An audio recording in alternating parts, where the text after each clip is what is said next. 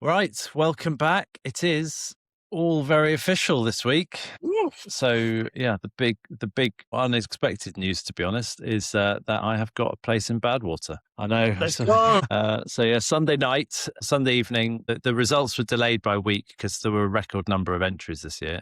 Then Sunday evening was spent watching a live feed, painstakingly waiting for names to be read out, and and they're not in order. It's not sort of alphabetical order. Otherwise, I would have been, ready at the beginning and then walked away. About 95th or so, I was read out. So that was anyway. It's all got very real. So that is the main news for my week, which is we're going to Badwater. July 27th, I believe, is the race date. End of July, Death Valley, 135 miles, couple of mountains. Off we go. Let's go. Let's go. So yeah. Anyway, so how are you doing? Yeah, I'm excited. It's been quite a crazy month for us. I think we've launching quite a few bits and pieces. The app's gone up onto the App Store now, so that's all been flying off the shelves, but being very, very excited for you and what's coming up. Maybe not quite the same way of being excited. Yeah, exactly. It's like fear, excitement. We'll see which one wins. No, I mean, yes, yeah, I've been thinking about this for a long time. I really did not expect to get in. I think to get in, so for people that aren't familiar, so it's an invite only race. There are 100 participants, roughly 65, 70 are rookies, and then the remainder are returning.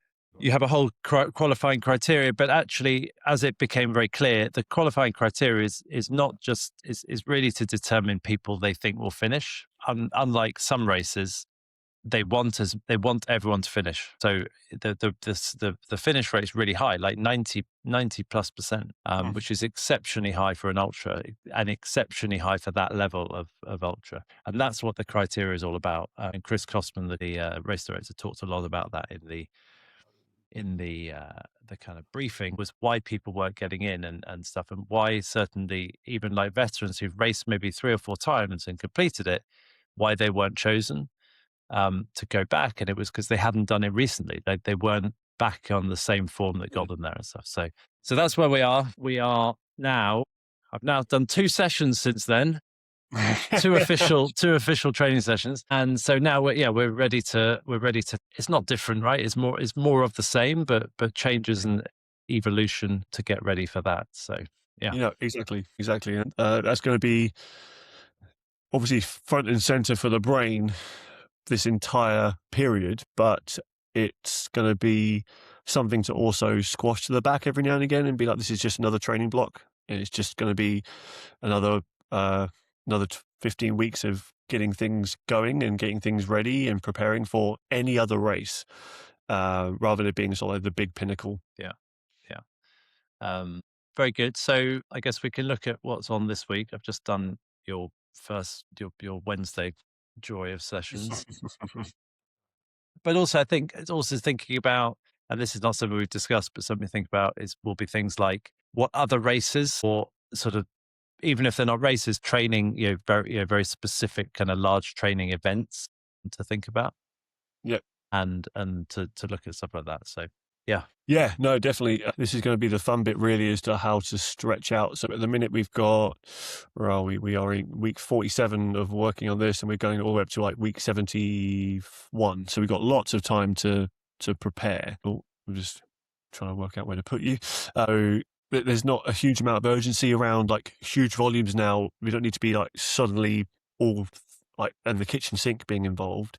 It's much more, let's plan, let's strategically get back into some training routine and get things going into like a structure, and then we start stacking things on top of that.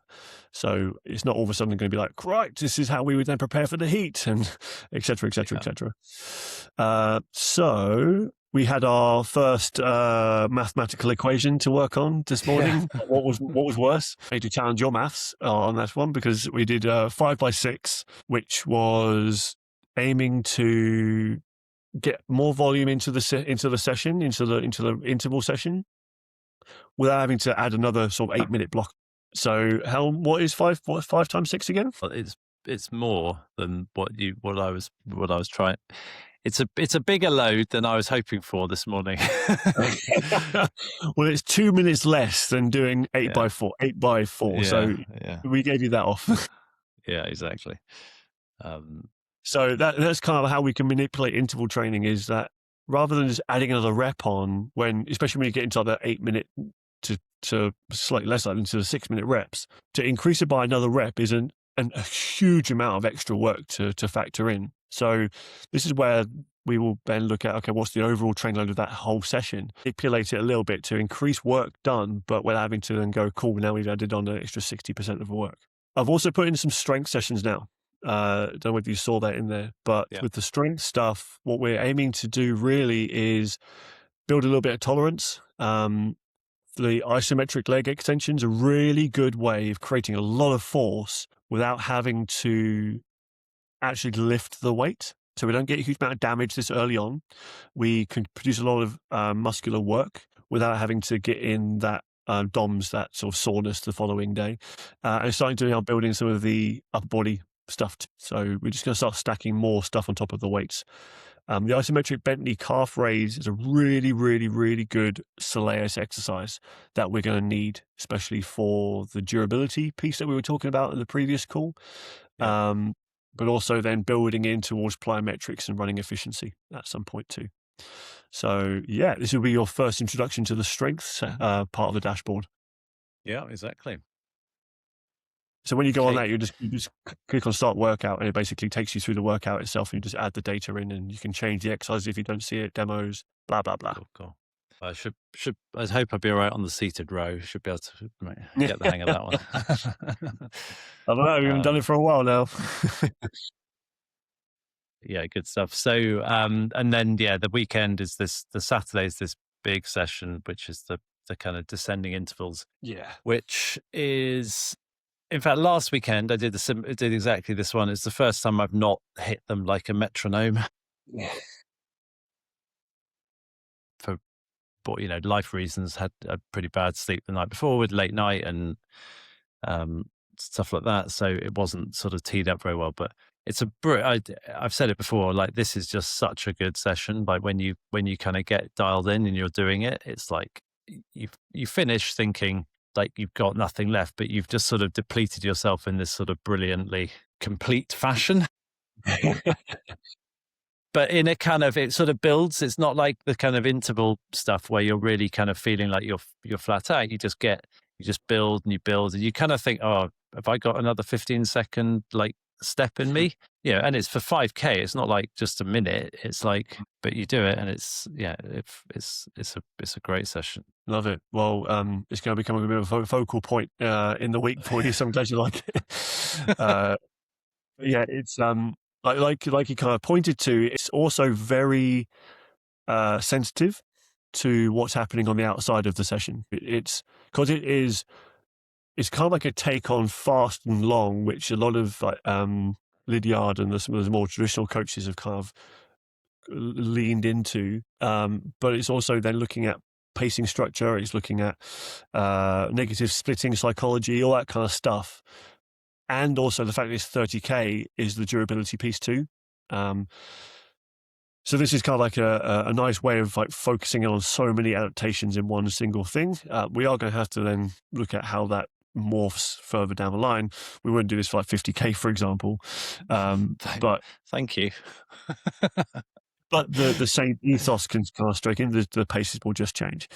But it's highly sensitive to your preparation. So coming into it under-fueled, coming into it under-recovered, coming into it overtrained and so on, we just have to see these things being highlighted. And obviously what you did is you just pull back on that last 5K and be like, I just couldn't hit the splits, therefore I'm just going to do what I can. Exactly how it should play out. Is do what you can rather than force yourself into the box.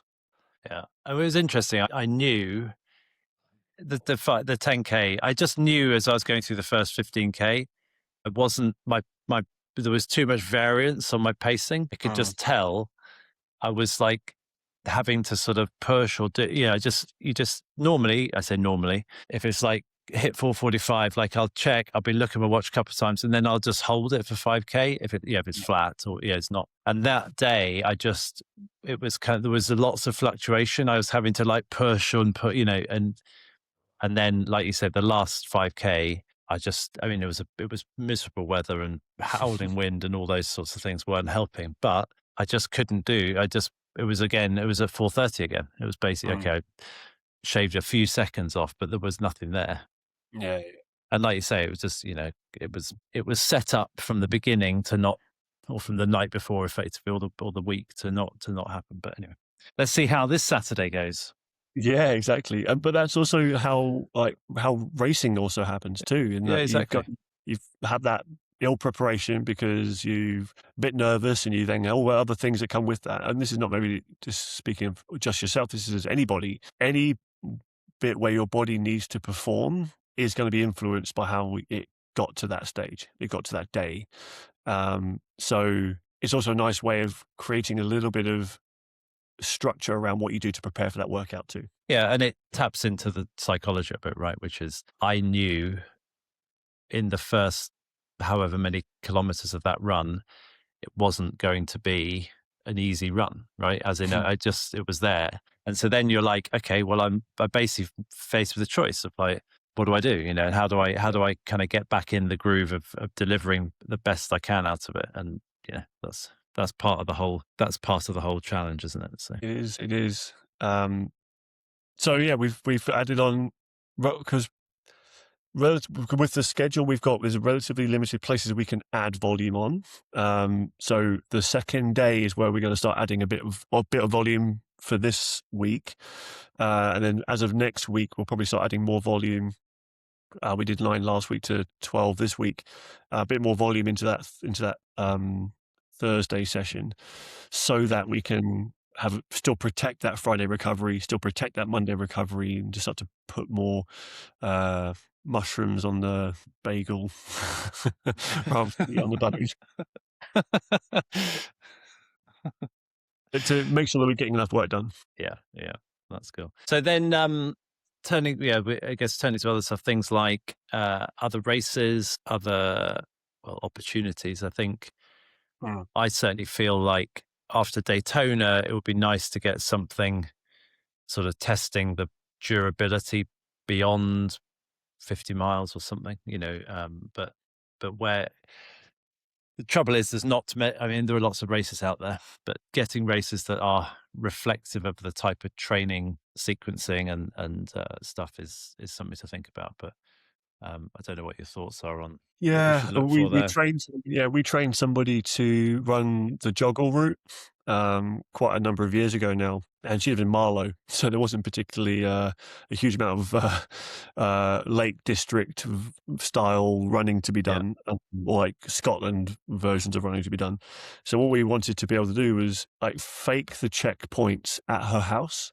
So she would go out and do a route of like, say, 10K, come back, and then her aid station would be her home, and she'd have a table out the front of the house, and she would then just do her bits and then carry on going again. It was probably actually one of the best ways we can practice stuff, is that you just have a number of routes around your house that you can go out, and we'll tackle them sort of periodically with the kit that you're going to be using. But you can't prepare perfectly for this particular race because there's so many variables to it. Well, we're going to have to factor in the heat training stuff. We're going to have to factor in the hills, downhill as well as uphill. There's going to be a lot to get, and I think that's where training and racing do oppose each other. Some things you just can't prepare for. So by doing a race, is that really going to prepare us any better than doing a training session? Arguably, no. The one thing we do get from racing is the build up, the start line feeling, the getting your kit ready in a different mindset compared to a training session. We do get that, but it's not going to prepare us for Badwater. No, that's true. And I don't do many races in a year. It's not, I guess I've done quite a lot. I've got a history of racing in other sports. I'm not to kind of discount the value of that race day kind of event, but I've got quite a lot in my kind of what's the word? Experience. So it's the training effect rather than I know I already have a list of kits, right? I don't have the final list of my kit. I don't have the final list of my stuff, but and then the big difference here, the big difference with Badwater is it's crewed, right? I've got to take a cruise. So that actually is probably the biggest change of all the races and how to plan that in, because to date, I've even on these long ones, like where lots of other people are crewed, I've been running as an uncrewed runner. So I've done it all myself. So I've not been relying on someone else to fill my bottles or something. So whilst that's given me more to do in a race and can be a bit frustrating, I've actually been in control of the whole thing. And Mm. now it's actually, okay, how do we offload that and make sure, that doesn't cause a problem, right? Because I know how to do what I want to do. And then Yeah. you've got to rely on others to do that well, quite frankly, quite an inhospitable environment. So that's Yeah. probably, I would guess that's probably an event, inverted commas, that want to reproduce will be actually getting the crew to do that. And like you say, whether it's in outside my house kind of thing, but or literally driving along or being, having someone leapfrog the road and replicate it. Because I think that's the bit where over 135 miles, that's really where things can start to niggle and unravel. Yeah, no, big time, big time. I've already put my leave form in just in case you did call me. Laura preempted anything there. But the bit that we saw when we did the speed project, which was similar, well, it was the same environment, but it's very different format, was that tensions rose super quick, where we never thought tensions would arise. So somebody moved somebody's biscuits, and it was like, "Whoa, where's my biscuits gone?" And so you never know really what's going to crop up until you're in it. And I think that's where, like you just said, racing is going to be a great time to bring those personalities into play and go, cool, you look after that, you look after that, you look after that, and then everyone stick to their plan. If Ben has got this particular look on his face, it probably means this or X, Y, Z. Yeah, no, exactly. I think, and that's that you don't want those. You want all those things to add to the experience, not to take away from it. And going through that whole process with, whatever, 3 or 4 crew and the whole experience, you don't want to finish it with someone lamping someone else because they stole a cookie or whatever, So no, I mean, and actually, that's a big part of my thought process, and I've thought about it for a long time. Is like those personalities and how that meshes together, and a mix of sort of natural responsibilities to mean you don't have that kind of thing. Anyway, whole journey to go through. So I don't know what else. I guess we're sort of in it. It's sort of like that. We're in, off we go. Yeah. But nothing's different. We're expecting a fanfare and suddenly like a sprint finish. Yeah, exactly. Yeah. So anyway, it's obviously clearly exciting and big thing to get ready for, and like not cock it up, like no injuries, no nothing. You know what I mean? Like kind of it's all that side of things, isn't it? It is, and that's where now this is like the big one in inverted commas. Like this is like the race we've been sort of mentally and physically preparing for. It's sometimes people can go and throw in an extra amount of effort and go in overboard and do just do way too much, way too soon, and treat it differently to how they've prepared for other races. And I don't think it should be done that way. It should be all the races have taught you what you should be doing, and then we just implement the plan. So it's not going to look that different, really, in comparison to what it was for Novacoli. The only thing we're going to have to factor in is the crew, the heat in a different manner, potentially. Who knows? It could be snowing. And all those other things that can sort of factor in. So training-wise, back on the wagon again with what it was for Novacoli, really, with some added extras of what we learned along the way. Yeah, exactly. And that's the bit I think, I guess I'm sort of pushing this message that what I'm doing is ordinary, right? It's like, it's not, I mean, okay, it's not ordinary, but it's not so crazy. The steps are not so crazy. Okay, the output might appear crazy and might appear like a massive, massive goal, but the steps to get there are, the biggest one is probably consistency. It's like all the things going on is consistency. Like, yes, there's lots of inputs, but actually all I'm doing is what I've done for a really long time. I just have kept doing it and will continue to.